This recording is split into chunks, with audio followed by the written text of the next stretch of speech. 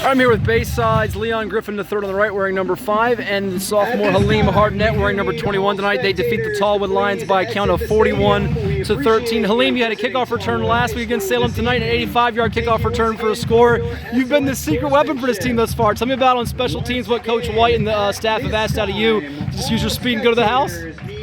Exit the stadium. Follow that Tallwood High School band. Had the coaches at all talked about last year that was an area that you guys could have really been more lethal, and I know this guy to your left is a very dangerous return weapon. What's that do for the team when you get a big special teams play like that? We politely ask you to please begin exiting the stadium. Leon, you guys are coming off a tough loss to Salem last week, 15-8. This game was close early, but second half the ball goes to you. You just took over. Did you just kind of have that mindset of like, I'm going to put this out of reach? What was kind of going through your head? Yes, sir, definitely.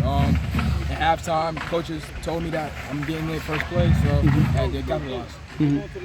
What's different about this Bayside team compared to last year and even last week? What are the things that you guys have improved on and worked on to try to get this win tonight and continue on rolling? Better leaders, better discipline. That's really it. Halim, what did you guys learn from the defeat? Did it humble you guys a little bit? And you guys were pretty close in that game, correct? Yeah, it did. We learned that because we started giving up at the end. We got to learn how to not do that at all.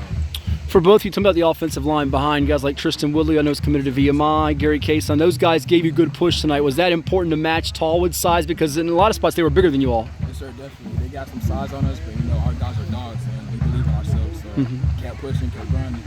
What do you think you guys ran for as a team tonight? You know what do you think the team rushing was? Do you have any idea? At least over 200 yards. It was 288. 288. Sure, yeah, not too bad. Not too bad. What are the biggest pluses you take away from tonight's game, Halim? This is just the physicality you guys brought in the second half, intensity.